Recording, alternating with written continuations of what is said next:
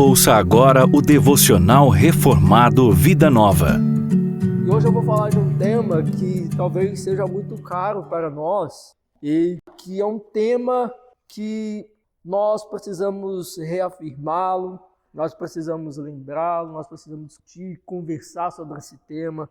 Nós vamos falar hoje sobre os meios de salvação, os meios de salvação.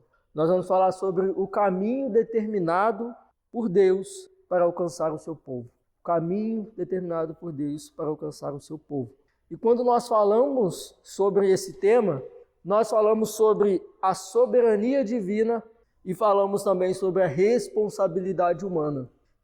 Nós vamos falar, quando nós falamos sobre salvação, sobre evangelização, nós falamos sobre a soberania de Deus e falamos também sobre a nossa responsabilidade diante daquilo que Deus nos ordena. O texto base da lição está em Mateus capítulo 28, versículo 18 ao 20. Nós vamos ler alguns textos à medida que nós fomos estudando essa lição. Eu peço aos irmãos que ajudem na leitura desse texto, aqueles que acharem o texto, façam a leitura do texto, que também tiverem dúvidas, façam suas perguntas, e aí na medida do possível eu vou respondendo aqui. Se eu não souber responder, eu já disse, eu deixo para o pastor Miro responder depois, tá bom? Mateus capítulo 28, versículo 18 ao 20, é um texto muito conhecido, onde Jesus ele vai nos falar, onde Jesus ele nos diz o seguinte, Mateus 28, 18 ao 20. Jesus, aproximando-se, falou-lhes dizendo: toda autoridade me foi dada no céu e na terra. Ide, portanto, fazei discípulos de todas as nações, batizando-os em nome do Pai e do Filho e do Espírito Santo, ensinando-os a guardar todas as coisas que eu vos tenho ordenado. E eis que estou convosco todos os dias, até a consumação do século. Amém.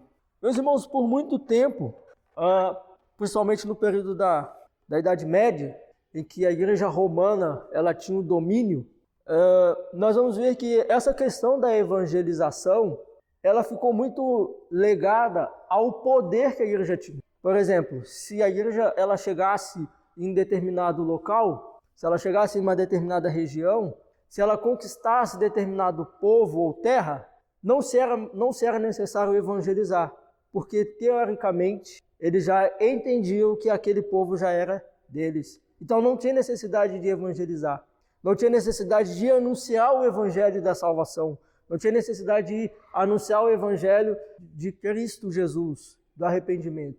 Aí exemplo nós podemos ver aqui no Brasil, quando chegaram aqui a Igreja Católica, porque ela vem com seus delegados, vem com seus representantes, eles não de certa forma evangelizaram os índios, eles apenas fizeram transferência de cultura, mas não evangelizaram, não apresentaram o evangelho da salvação. Mas após a reforma protestante, esse valor vai ser resgatado novamente. Essa necessidade de evangelizar, essa necessidade de anunciar a mensagem de salvação, esse ide que Jesus ele manda, ele ordena aqui na grande comissão, ele é resgatado novamente. A necessidade de anunciar o evangelho da salvação. E meus irmãos, então por que esse tema, feita essa introdução, por que esse tema ele é importante para nós? Alguns entendem porque já somos predestinados ou porque Deus já predestinou, Deus já tem os seus predestinados, os seus eleitos, acham que não precisa evangelizar, acham que não precisa mais anunciar o evangelho. Não, se Deus já tem os seus eleitos, se Deus já tem aqueles que foram chamados desde a fundação do mundo, acham que não tem necessidade de evangelizar. E com isso acontece o quê? A letargia. A igreja não evangeliza, a igreja não anuncia o evangelho. Muitas vezes, quando cai nesse extremo de dizer, não, Deus já tem os seus eleitos, aqueles que já foram salvos, é só esperar que com o tempo Deus vai fazer com aquelas pessoas, né? E no outro extremo tem aqueles que dizem, não preciso ir, não preciso fazer nada.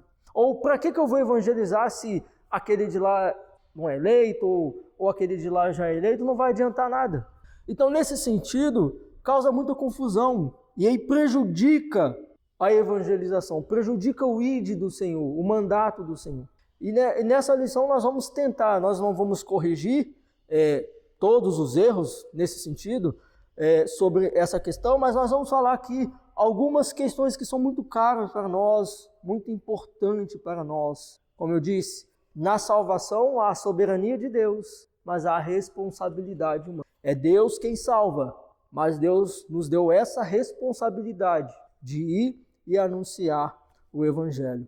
A Confissão de Fé de Westminster, ela nos diz: desde toda a eternidade, pelo muito sábio e santo conselho de sua própria vontade, Deus decretou livre e inalteravelmente tudo quanto acontece. Porém, de modo que nem Deus é o autor do pecado, nem violentada é a vontade da criatura, nem é tirada a liberdade ou a contingência das causas secundárias, antes são estabelecidas. Então aqui nós podemos ver a Confissão de Fé de Westminster, no capítulo 3, no parágrafo 1, nos falamos a respeito disso. E no capítulo 3, parágrafo 6, diz o seguinte: assim como Deus destinou os eleitos para a glória, assim também, pelo eterno propósito de sua vontade, preordenou todos os meios conduzentes a esse fim.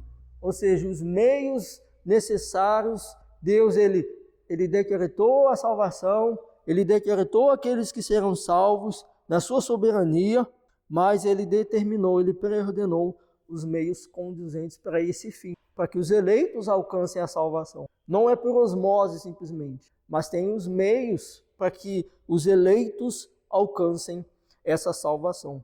O mesmo Deus que decretou os fins, também decretou os meios para que esses fins sejam alcançados. Vejamos lá, Atos capítulo 2, versículo 23. Atos capítulo 2, versículo 23, nós vamos ver aí o sermão do apóstolo Pedro em Pentecostes. Quem achar, por favor, faça a leitura audível desse texto. Esse entregue pelo gado e prece de Deus, vós matastes por mãos de Nicos. Então veja que Jesus, conforme o sermão de Pedro, Jesus ele foi entregue pelo propósito de Deus, pelo desígnio e presciência de Deus. Jesus ele não foi simplesmente, nós vamos falar mais sobre isso, mas Jesus ele foi entregue pelo próprio Deus. Desde a fundação do mundo, desde a eternidade, o Cordeiro já havia sido entregue.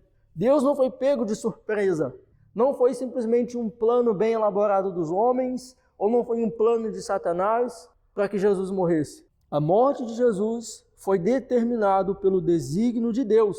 Mas Pedro ele continua dizendo: mas vós o mataste. Veja, ele vai dizer que Jesus ele foi entregue pelo desígnio de Deus, ou seja, pela soberania de Deus, mas foram vocês que o mataram. Aqui nós vemos a soberania divina e a responsabilidade humana. Deus decretou a morte de Jesus, mas foram vocês, por suas iniquidades, pelos seus pecados, movidos por ganância, movidos por inveja, vocês o mataram. Então nesse texto nós podemos ver a soberania divina e a responsabilidade humana. Pedro está se referindo ao meio usado por Deus, ou como diz a confissão, as causas secundárias para que Jesus sofresse uma morte substitutiva. Se Jesus tivesse morrido de qualquer outro modo, por exemplo, por um afogamento, apedrejamento, se Jesus tivesse morrido ou talvez enforcado, esse não era o desígnio de Deus. O desígnio de Deus, o meio que Deus determinou era que ele fosse pregado numa cruz. Esse foi o meio designado por Deus. Por isso que Jesus, em todo o seu ministério, tentaram matar apedrejado, ou de qualquer outra forma, mas ele não era essa forma que ele tinha que morrer. Ali, quando a gente vê quando ele está no barco e vem a tempestade, ele poderia ter morrido afogado, mas esse não foi o meio que Deus determinou para ele morrer. O meio determinado por Deus foi a cruz, foi o sofrimento, foi ele passar por todo aquele sofrimento. Esse foi o meio designado por Deus para que os eleitos alcançassem a salvação, a cruz do Calvário. Se Jesus morresse de forma... Para esse desígnio se cumprir, era necessário que Jesus morresse de forma sacrificial, como Cordeiro de Deus, em mãos de Nicos. 1 Pedro 3,18 nos diz que morreu o justo pelos injustos. Então esse foi o modo designado por Deus, o sacrifício. O Cordeiro de Deus deveria morrer dessa forma. Pilatos, Herodes, os anciãos do Sinédrio e os soldados romanos foram os meios estabelecidos e usados por Deus para cumprir esse desígnio. E aqui, meus irmãos, esse meio que Deus usou, eles são culpados por isso. Deus ele determinou a morte de Jesus, mas esses homens são culpados pela morte de Jesus. Deus não os isenta de culpa. Soberania divina e responsabilidade humana. Nesse meio que Deus determinou para a salvação, que é o sacrifício de Jesus, nós podemos ver isso. Como causa primária, Jesus morreu porque isso foi decretado por Deus na eternidade. Como causa secundária, Jesus morreu porque foi vítima de conspiração, de testemunhas falsas, de julgamento injusto e iniquidade de muitas pessoas. Então, como causa primária, Jesus ele morreu pelo decreto de Deus. Como causa secundária, ele morreu pela responsabilidade dos homens, movidos de inveja, movidos de ganância, pelos seus pecados. Então, é isso que nós podemos ver nesse meio determinado por Deus para a salvação. Atos capítulo 4, versículo 27 e 28, é outro exemplo muito claro a respeito disso. Atos capítulo 4, versículo 27 e 28. Então veja, aquilo que Deus já havia determinado, esses homens fizeram. Deus ele determinou. E aqui, meus irmãos, nós podemos ver que Deus ele não perde o controle da história. Ele não perde o controle da situação.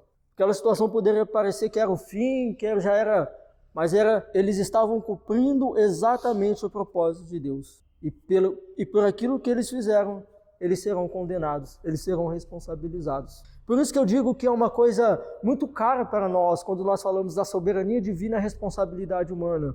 Até onde vai a soberania divina e até onde vai a responsabilidade humana nisso tudo? Até onde que vai? Mas o que nós podemos ver na Bíblia é exatamente isso. A vontade de Deus sendo cumprida e a responsabilidade do homem. Tudo aquilo que foi determinado por Deus em seus decretos, nada é de realização incerta, mas cada detalhe dos meios usados pelo Senhor para o cumprimento e seus decretos também já foram cuidadosamente decretados. Meus irmãos, Deus ele não dá uma olhadinha no futuro para ver o que vai acontecer e aí ele volta e planeja. No passado, na eternidade, Deus já planejou o que vai acontecer. Ele não vai dar uma olhada, uma espiada, vamos ver se vai dar certo isso. Não, ele determina o que vai acontecer. Eu gostaria que os irmãos abrissem Zacarias. Veja, por favor, abrem Zacarias capítulo 7, para que isso fique mais claro.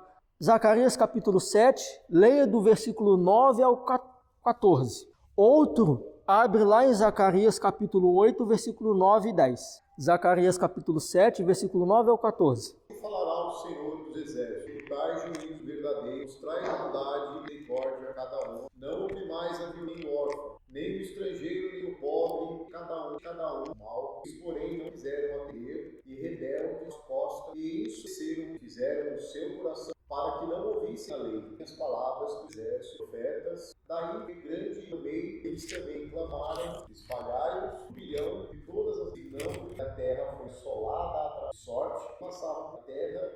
Uma desolação. Zacarias 8, 9.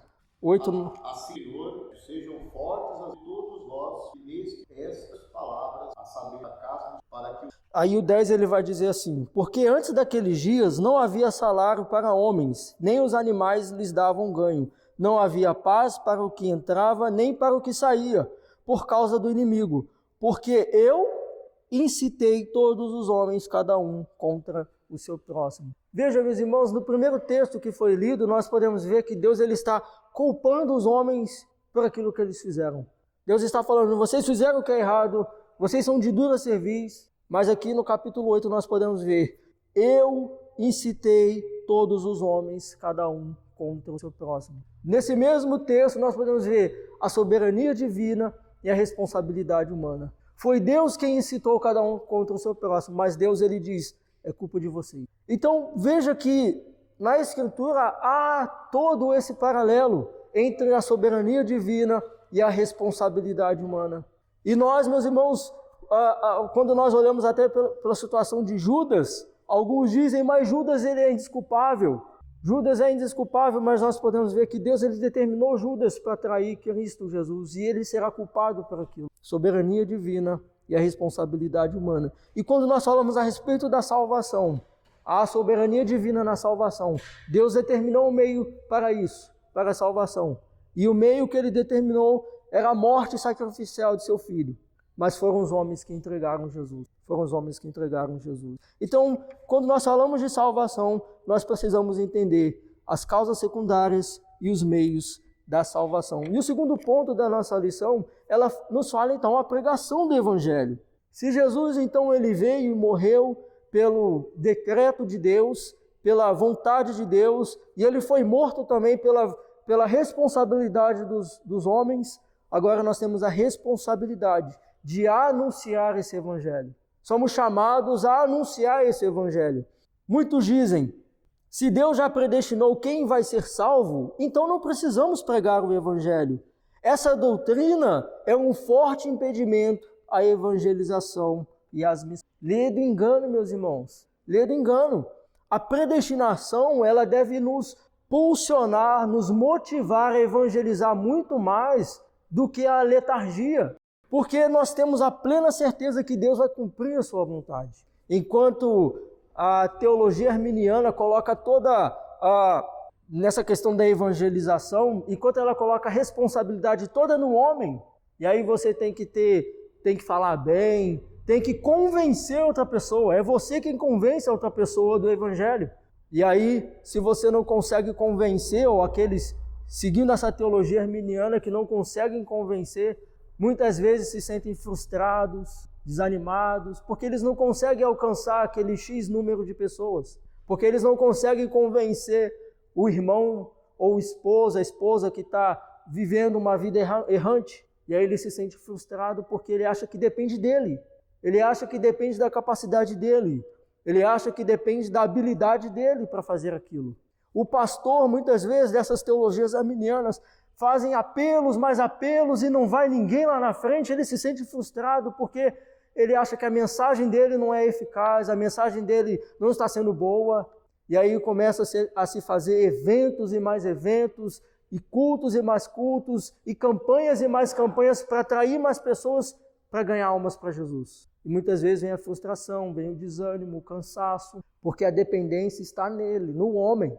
Mas a teologia, meus irmãos, quando nós vemos para a teologia da predestinação, a doutrina da predestinação, nós descansamos em Deus, porque nós sabemos que é Ele quem converte. Nós somos chamados a evangelizar, mas quem dá o crescimento é Deus. Então nós descansamos nele, nós anunciamos o Evangelho, nós falamos da mensagem da salvação, mas descansamos em Deus, sabendo que é Ele quem vai fazer frutificar, sabendo que é Ele quem vai fazer crescer. Então veja, 1 Coríntios capítulo 1, versículo 21, veja o que o apóstolo Paulo nos fala a respeito disso, quando nós falamos da pregação do Evangelho. 1 Coríntios capítulo 1, versículo 21. Quem achou pode ler. Pela pregação.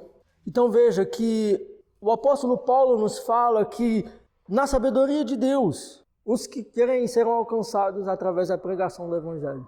Esse é o meio que Deus determinou. A pregação do Evangelho. Não é dança no culto, não é teatro no culto, não é cantor famoso, mas o meio para que os eleitos alcancem esse Evangelho é a pregação do Evangelho. Anunciar o Evangelho de Cristo Jesus, anunciar esse Evangelho do Cordeiro de Deus que foi morto. Esse é o meio determinado por Deus. A pregação do Evangelho é o meio determinado, estabelecido por Deus para alcançar os eleitos. Esse ensino já havia sido dado pelo próprio Cristo.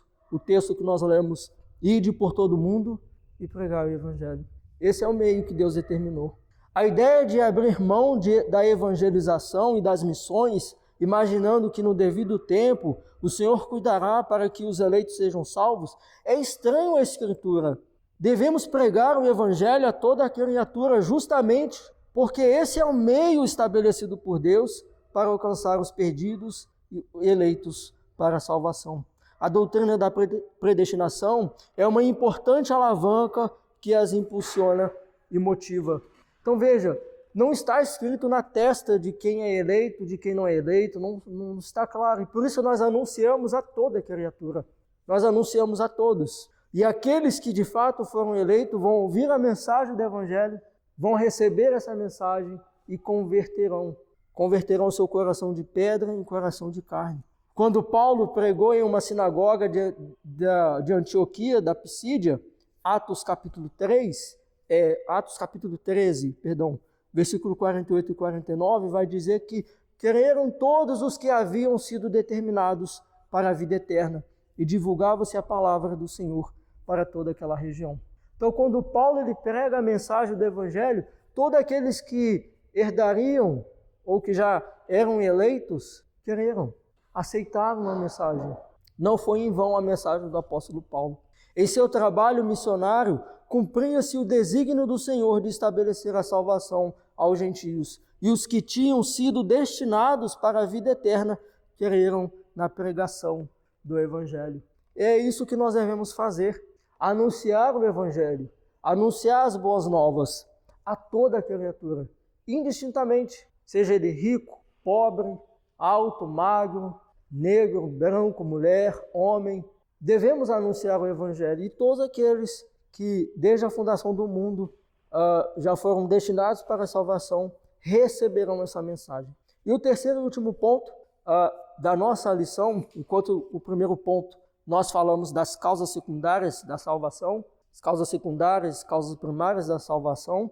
No segundo ponto nós falamos da importância de pregar o Evangelho e por fim a união no corpo de Cristo. Então, tendo sido alcançados pelo Evangelho anunciado pela igreja, os eleitos devem ser unidos aos seus irmãos, porque juntos formam a grande família da fé. E por que, meus irmãos, a lição está falando isso? Porque hoje há uma moda dos desigrejados, né? Dos desigrejados. Eu já estou salvo, eu tenho minha intimidade com Deus, né? E tem essa ideia de que podem servir a Deus, que podem cultuar a Deus individualmente. Mas a lição ela nos chama a atenção a isso, porque se nós somos salvos, se nós recebemos o Evangelho, ou aqueles que hão de receber o Evangelho, a ordem é de se reunir, é de participar do corpo, é de que o corpo cresça em comunhão. A norma de Cristo é que todos os que forem alcançados pelo Evangelho anunciado pela igreja, sejam batizados, isto é, sejam inseridos na igreja como seus membros, para serem edificados, louvarem a Deus como seu povo e para testemunharem juntos do amor e da graça de Jesus. Foi essa a ordem de Jesus. Ide por todo o mundo, ensinando-os a guardar todas as coisas que vos tenho ordenado. E eis, antes ele vai dizer, no versículo 19, ide por todo o mundo, fazei discípulos de todas as nações, batizando-os em nome do Pai, do Filho. Então veja que há uma ordem de comunhão. Não é só anunciar o Evangelho e dizer para aquelas pessoas que agora elas podem viver como elas quiserem, ou viverem o Evangelho isoladamente, sozinhos, mas há uma ordem de corpo, de serem inseridas no corpo. O fato da salvação ser individual e de nosso compromisso de fé com o Senhor também ser individual, não deve nos fazer perder de vista que, como cristãos, somos individualmente inseridos em um corpo, em uma comunidade, na família da fé, no povo da aliança. Então nós somos inseridos nessa família de fé.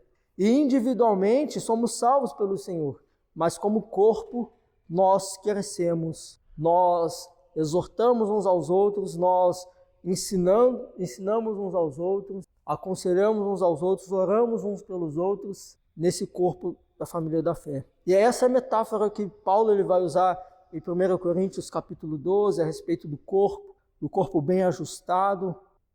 E Paulo ele vai demonstrar uma preocupação especial com a preparação e eleição de presbíteros e diáconos. Não houve cartas a crentes desigrejados, nem estímulos a que os crentes se afastassem da igreja, por qualquer motivo que fosse. Vamos abrir lá, não está aqui na lição esse texto, mas eu quero convidar os irmãos, vamos abrir lá em Hebreus, capítulo 10. Esse texto aqui não faz parte da lição, mas eu acho que esse texto ele é pertinente a nós a respeito desse assunto. até para nós mesmos quando fomos falar com aqueles que defendem esse evangelho individual, os desigrejados. Hebreus capítulo 10, versículo 19 ao 25. E aí nós fazemos a nossa aplicação, conclusão e aplicação.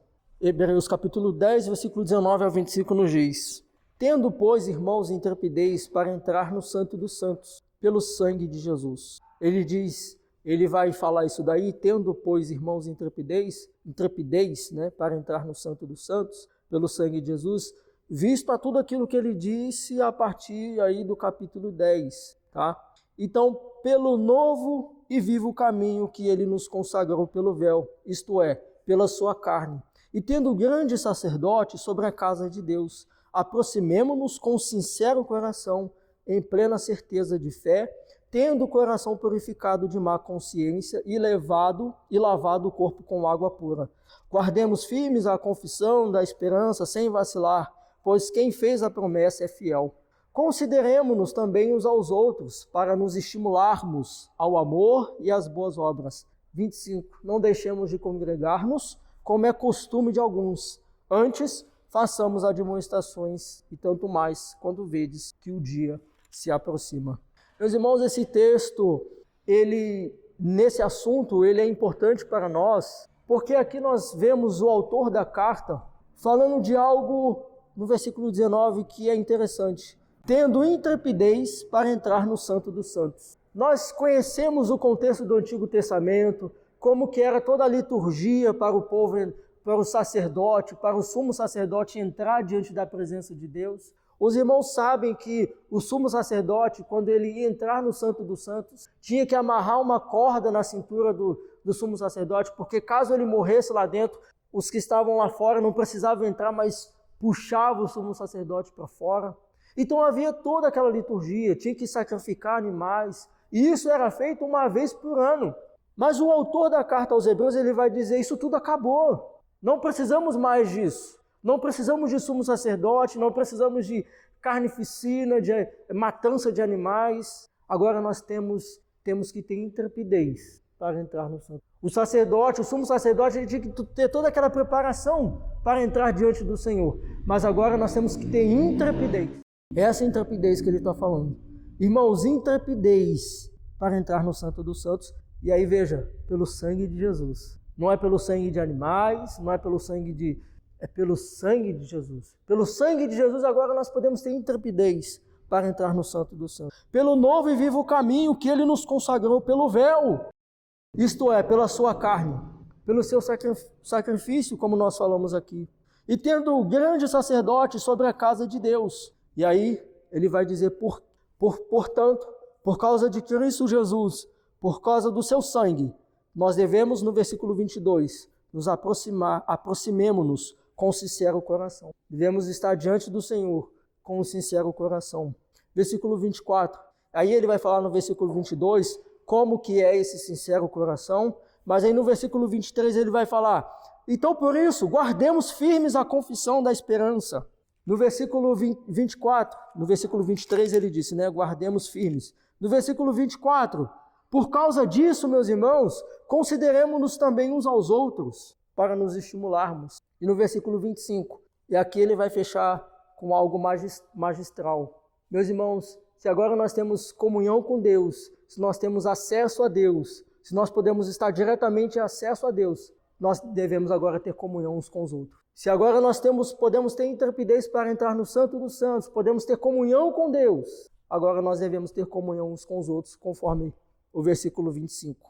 Não deixemos de congregar-nos. Se nós temos comunhão com Deus, nós vamos ter comunhão uns com os outros. Se agora nós temos esse livre acesso com Deus, agora nós vamos ter comunhão uns com os outros. E é por isso, meus irmãos, muito complicado quando alguém diz que é salvo, quando alguém diz que é crente, e não quer estar em comunhão, não quer estar no meio da igreja, porque a igreja tem defeitos, porque lá a banda não sabe tocar direito, porque lá tem problemas, porque lá não tem café, ou quando tem café o café está frio, porque tem um irmão lá que é mais esquentado, tem um lá que gosta de falar mal do outro.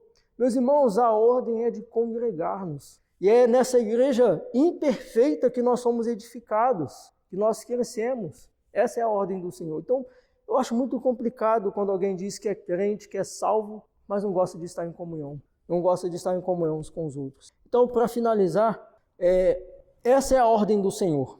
Anunciar o Evangelho e união no corpo de Cristo. Ter comunhão, batizando-os em nome do Pai, do Filho e do Espírito Santo.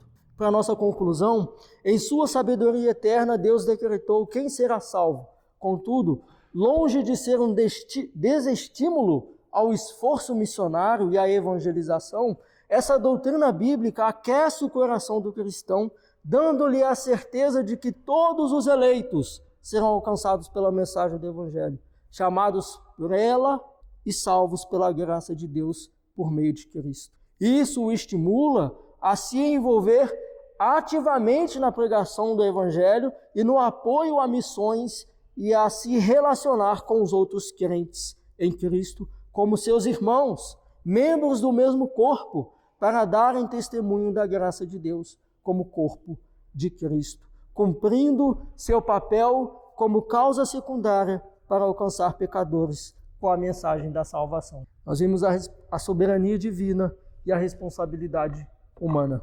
Deus, Ele elege, Ele salva, mas Ele deu a nós essa responsabilidade de anunciar a mensagem de salvação. Amém?